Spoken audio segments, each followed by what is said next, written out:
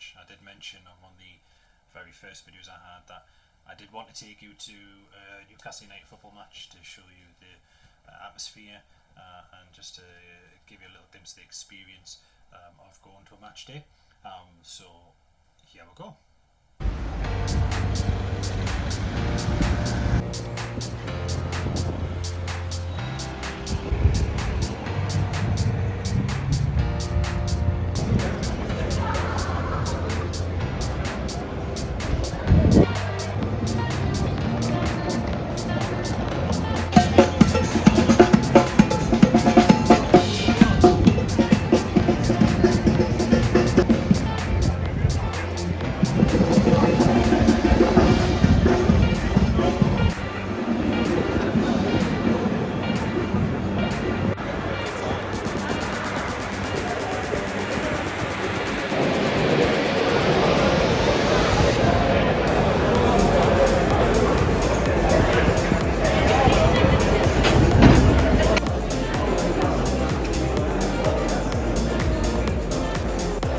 Good afternoon and welcome to St James's Park for this afternoon's Premier League game with Crystal Palace. Number 2 and captain Keeper. Number 4, Number 5, Share. Number 7, Julian. Number 13, Mike Toft. Number 14, Alexander Isak. Number 21, Ryan Fraser. Number 24, Victor Alvarado. Number 28, Joe Willing. And number 36, Sean Longstaff. Bring back 20.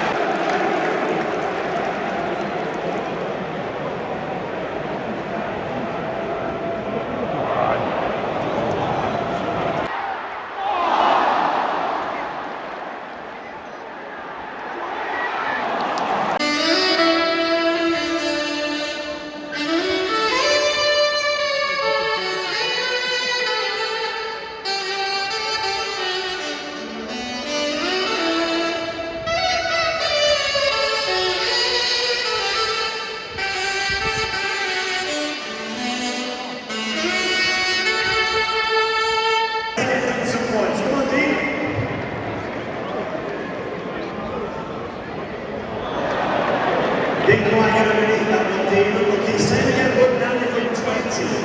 All right, here we go. Get your foot under it, Dean. Not quite. Should have done some practice in the garden. Here we go. Oh, it's close. Now we're getting much tougher. You need a 9-iron rather than a driver. We'll come back and do it again at some point. Well done, Dean. Right then, off we go. 10 metres, 10 points, go.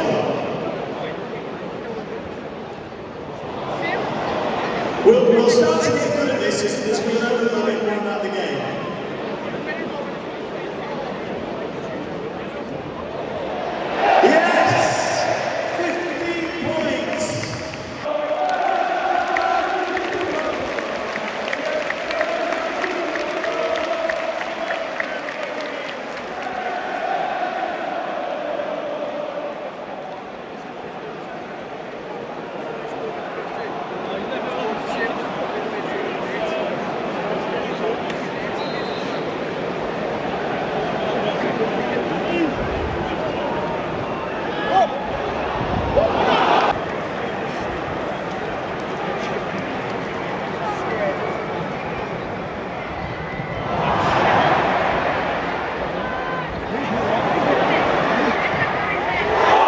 This match ended 0-0, which wasn't the greatest, but there was a massive bit of controversy in relation to the VAR. Newcastle had scored a goal, but it was originally awarded a goal by the referee. It was then ruled out by VAR, which is the video assistant referee, and the replay was replayed in the stands. On the big TV, the crowd went mental because it was incorrectly ruled out, for a foul on their goalkeeper. Now, when it was watched again and played in the stadium, it was very obvious the reason why the goalkeeper was essentially fouled by one of our players, Joe Willock, and I'll just give you a quick look now. You can see it's a definite push. Mitchell has pushed Willock into Guaita there, surely. I mean, what do you say of that?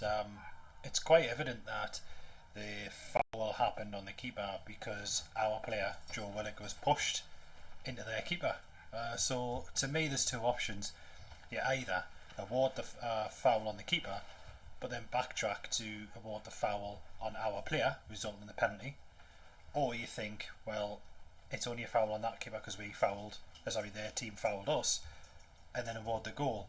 But the worst case scenario, and this has been said by many experts and pundits and ex-players, that you rule a goal out because you haven't looked at the play that's led up to obviously the keeper getting barged into. I just can't believe it.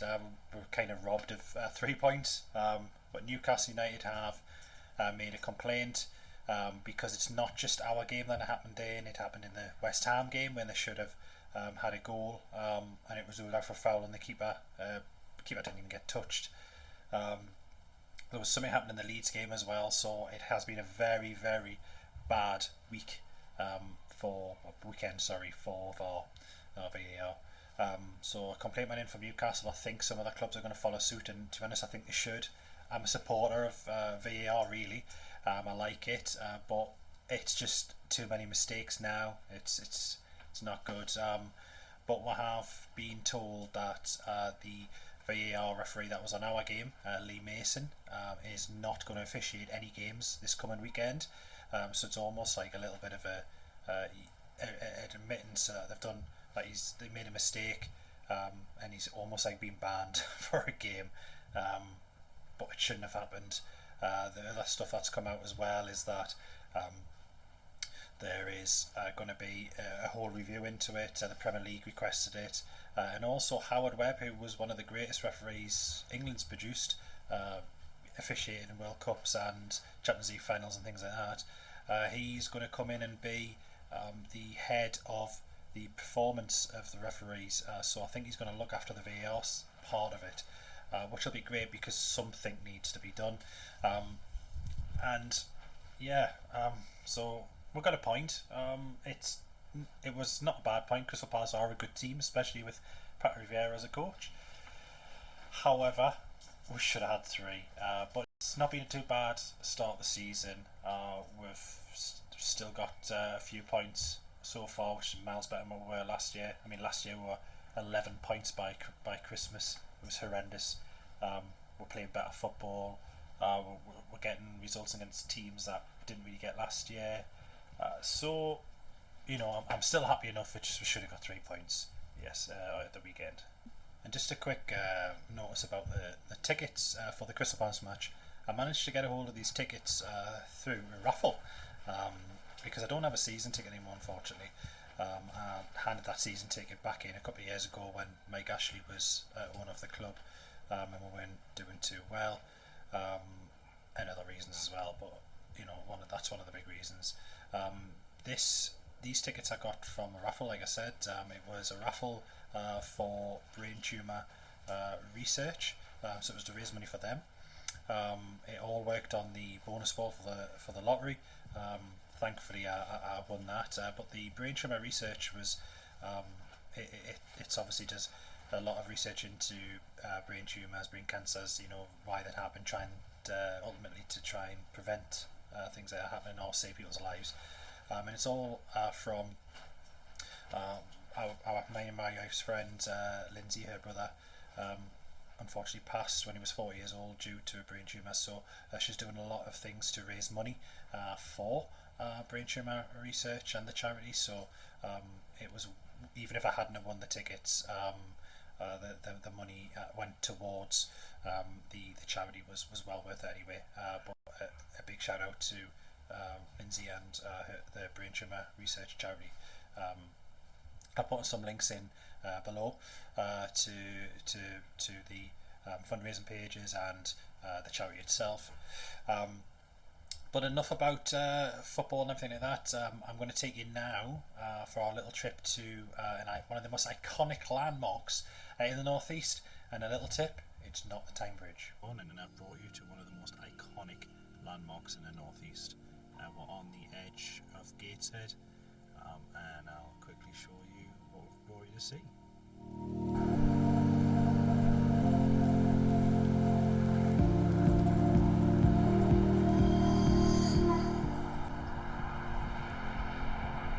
So designed by architect Anthony Gormley, it was commissioned in 1994 and completed in 1988 at a cost of about £800,000, which is equivalent to about 1.5 mil.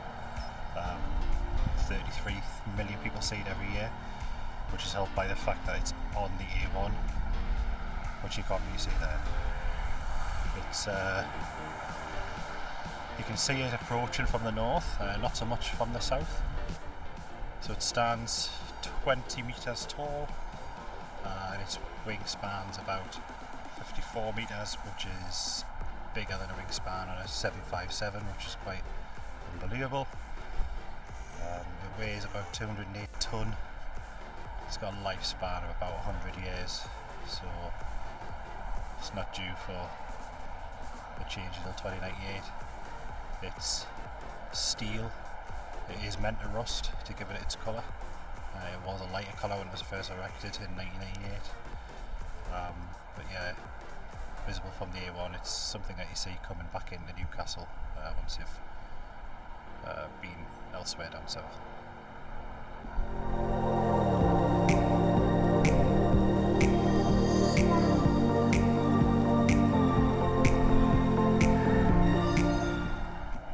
It's also believed to be the largest angel sculpture in the world, and it's here in Gateshead, so I'm quite proud of that. There is a large grassy area in front of it as well, a car park just off the road over there, which you can't see now.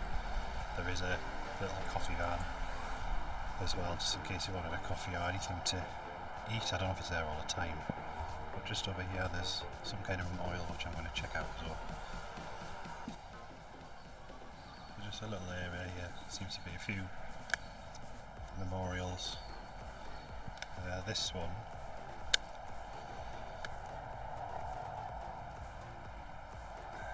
seems to be people who like or love the angel, especially that lady there He's got a picture of the angel in the background. Moira.